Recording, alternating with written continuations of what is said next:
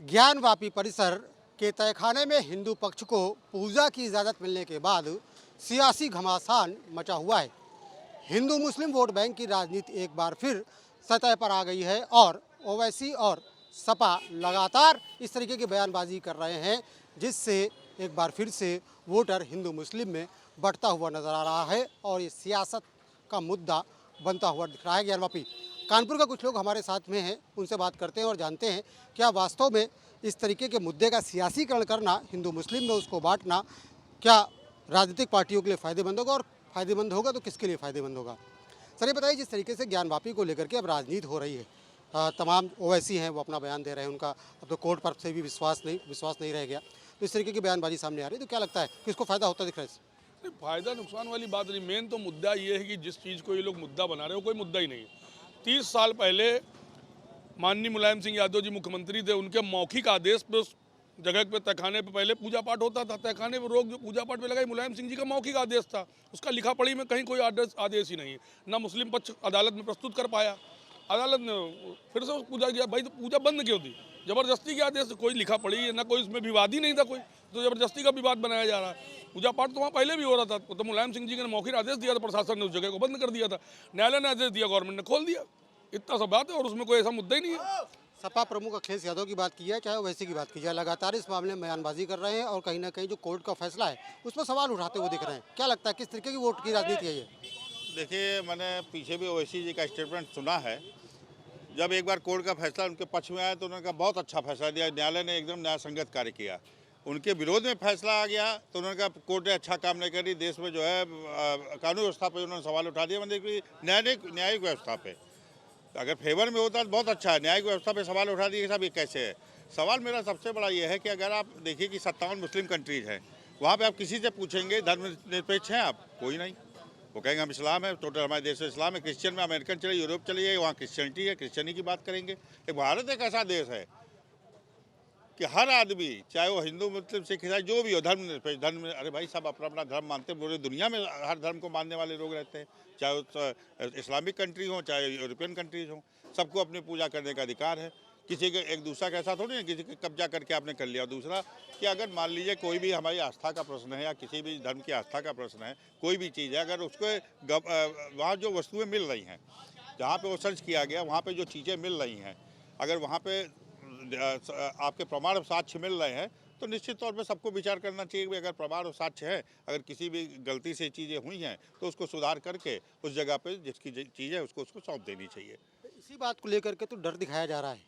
डर इस बात का दिखाया जा रहा है कि देश को हिंदू राष्ट्र बनाने की पहल सी चल पड़ी है और जो अल्पसंख्यक है उनके अधिकारों का हनन हो रहा है।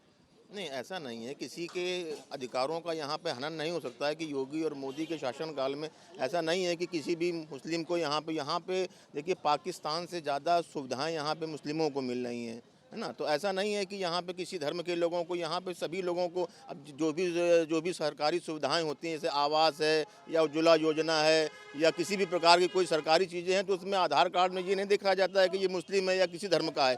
हर व्यक्ति को यहाँ पर संपूर्ण पूरा अधिकार है। लेकिन राम मंदिर के बाद अब जिस तरीके से ज्ञानवापी को पर हिंदू पक्ष को इजाज़त मिल गई पूजा करने की, पूजा भी वहाँ पर शुरू हो गई, तो ऐसे में जो बयानबाजी हो रही, सियासी बयानबाजी, क्या हिंदू मुस्लिम को बांटने के लिए हो रही? ये तो बिल्कुल वही है जो होता है इलेक्शन जो होता है, सब हिंदू और मुस्लिम को लड़ा के ही तो कराते हैं लोग। तो इसमें यही है कि जो सही सत्य है वो होना चाहिए बस। आप किस तरीके से देखते हैं इस पूरे मुद्दे को? क्या लगता है कि जो सपा और ओवैसी बयानबाजी कर रहे हैं, ऐसे में क्या मुस्लिम पक्ष को उकसाने का काम किया जा रहा है?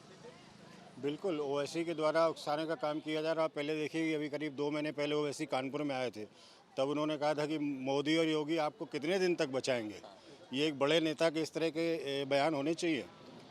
वो इंडिया लेवल के नेता है और कितना ओछा बयान दिया था उन्होंने कि मोदी और योगी आपको कब तक बचाएंगे। तो क्या मैसेज देना चाह रहे हैं इस बयान से? बहुत गलत है। एक बिल्कुल इंडिया लेवल के नेता है, उनको बिल्कुल समाज में समन्वय बना के चलना चाहिए, दोनों तरफ से बोलना चाहिए कि ये बोलने का तरीका नहीं कि आप योगी और मोदी आपको कब तक बचाएंगे। धर्मनिरपेक्ष देश की बात की जाती है और ऐसे में जब ज्ञानवापी का मुद्दा सामने आया, अब तमाम लोग ज्ञानवापी पे जो फैसला हुआ, कोर्ट का फैसला, अब कोर्ट के फैसले को भी मानने के लिए तैयार नहीं। सपा प्रमुख ने भी बयान इस तरीके का दिया कि वो मुस्लिम समुदाय के पक्ष में खड़े हुए नजर आ रहे हैं। क्या अब देश में राजनीति हिंदू मुस्लिम की होगी? कोर्ट का फैसला देखिए, राम मंदिर का निर्णय आया तो किसने नहीं माना, सबने माना। और कोर्ट, देश कानून से चलता है और कोर्ट का निर्णय अंतिम निर्णय, उसका सब सम्मान करेंगे। और अभी चूंकि ये लोअर कोर्ट का आदेश है और सबके पास अपने अपने समाज के पास वकील हैं, लोग हैं, अपना लड़ाई लड़ेंगे, लेकिन कोर्ट का निर्णय का सम्मान सबको करना पड़ता है और करना पड़ेगा। पॉलिटिकल माइलेज इसको मिलता हुआ देख रहे हैं। अब पॉलिटिकल तो हिंदू मुस्लिम की राजनीति अगर होगी तो भाजपा को ही होगा।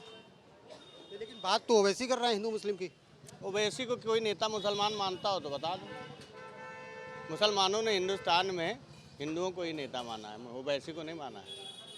और ये बताइए कि जिस तरीके से ज्ञानवापी मुद्दे पर राजनीति हो रही है, तो लोकसभा चुनाव में किस तरीके का असर पड़ेगा? क्या हिंदू मुस्लिम वोटिंग होगी? बीजेपी का जो जन्म से एजेंडा है, धार्मिक मोटिवेशन, रिलीजियस इवेंट बनाकर प्रेजेंटेशन करना और इस देश को धार्मिक भावनाओं की अफीम का नशा खिलाना, उसमें है। लेकिन ये जो देश है, ये देश परेशान है बेरोज़गारी के मुद्दे से, महंगाई के मुद्दे से। भारत का हैप्पी इंडेक्स जो होता था वो नीचे जा रहा है। लोग मानसिक तनाव में प्रति नागरिक का जीवन जी रहे हैं। जो बुनियादी मुद्दे हैं उनसे ध्यान कैसे हटाया जाए, लोकसभा के बाद विधानसभा, विधानसभा के बाद अगली विधानसभा तक हम धार्मिक उन्माद को कैसे भारत में पैदा कर लें, ये उनका एजेंडा है। वो शुरू से वो अपने एजेंडे पे काम कर रहे हैं, हम लोग अपने एजेंडे पे काम कर रहे हैं। देश को जोड़ के धर्म व्यक्तिगत जीवन का हिस्सा है, जिसको जैसे धर्म मानना है। कोर्ट अपना काम कर रहा है। कोर्ट ने एक प्रोसेस है भारत के संविधान में कि आप लोअर में हारते हो आप स्टेट में जाओ, हाई कोर्ट से हारते हो आप सुप्रीम कोर्ट में जाओ, सुप्रीम कोर्ट से हारते हो तो फिर दोबारा अपील कर सकते हो। वो जो फैसला होगा वो कोर्ट करेगा। लेकिन इसको चाशनी लगा के प्रेजेंटेशन करना, ये भारत में चुनावी हथकंडा और राजनीति है। इतना ज़रूर है कि नफ़रत के आधार पे बुनियाद कोई घर बहुत देर मजबूत नहीं होता है।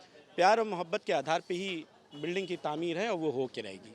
एक बात हिंदू राष्ट्र की अब की जा रही है, बहुत से लोग कह रहे हैं हिंदू राष्ट्र होगा, धर्मनिरपेक्ष की जगह हिंदू राष्ट्र की बात। लोग अगर हिंदू राष्ट्र बनाना चाहते हैं, ये देश की जनता तय करेगी। पाकिस्तान की जनता ने, पाकिस्तान के लोगों ने कहा कि हमको धार्मिक राष्ट्र चाहिए, उन्होंने पाकिस्तान बनाया और भाषा के नाम पे बांग्लादेश बन गया। उनके देश में आज तक शांति नहीं रही। भारत में भाषा के नाम पे, जाति के नाम पे बहुत से फिर मसले खड़े होंगे।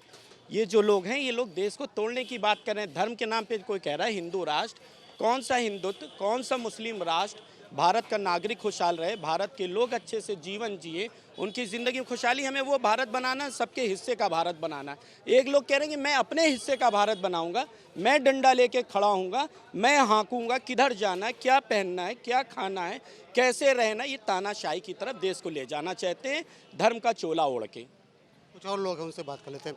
ये बताइए कि पहले अयोध्या में भव्य राम मंदिर बना और इसके बाद अब ज्ञानवापी का जो मसला चल रहा है, इसको लेकर के सियासत की दिशा में जाती हुई दिख रही है। क्या लग रहा है हिंदू मुस्लिम वोटिंग होने वाली है लोकसभा चुनाव में?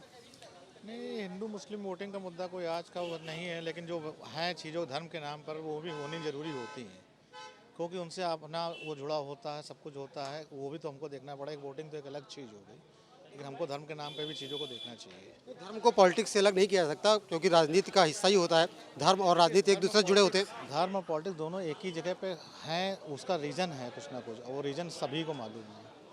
तो उसको देखते हुए थोड़ा सा अपना जो भी चीज़ है, तो अपनी चीज़ों को बनाए रखना भी हम लोगों का काम होना चाहिए। ये बताइए कि जिस तरीके से ओवैसी का बयान आ रहा है लगातार, उसके बाद सपा प्रमुख अखिलेश यादव का बयान सामने आ रहा है, कहीं ना कहीं वो ऐसी बात कह रहे हैं कि कोर्ट का जो फैसला है वो इस बार ठीक नहीं हुआ। देखिए, कोर्ट सर्वोपरि होती है। कोर्ट का एक नियम होता है, कायदे होते हैं, कानून होते हैं, दोनों पक्षों को सुनने के बाद ही वो फैसला देती है। और जहाँ तक रही बात राजनीति की, वो हमेशा चुनाव के आसपास ही ये गरमाती है। तो इसको धर्म का उन्माद तभी दिया जाता है जब राजनीतिक माहौल गर्म होता है और आसपास कहीं विधानसभा, लोकसभा के चुनाव होते हैं। तो हम लोगों का मानना ये है कि कोर्ट का जो फैसला आएगा वो मान्य होगा और उसी के साथ हम लोग आगे प्रक्रिया करेंगे। कोर्ट का फैसला लोगों को मान्य होगा और मान्य होता भी है, लेकिन अब कहीं ना कहीं कोर्ट के फैसले पर भी लोग सवाल उठाते हुए नजर आ रहे हैं। तमाम मुस्लिम संगठनों ने भी सवाल उठाए, इसके बाद ओवैसी ने भी सवाल उठाए। तो ऐसे में देखना ये होगा कि राजनीति किस दिशा में जाती है और क्या वाकई में किसी पार्टी को ज्ञानवापी और रामलला मंदिर बनाए जाने का फ़ायदा मिलता है। क्या इसका ध्रुवीकरण हो पाता है इन मुद्दों का, और लोकसभा चुनाव में इसका क्या असर देखने को मिलेगा, तो वक्त ही तय करेगा। लेकिन कानपुर के लोगों का ये कहना यही है कि जिस तरीके से भी ये सियासीकरण किया जा रहा है इस मुद्दे का, वो कतई ठीक नहीं है। वीडियो जर्नलिस्ट अमित सिंह के साथ श्याम तिवारी, न्यूज़ स्टेट कानपुर।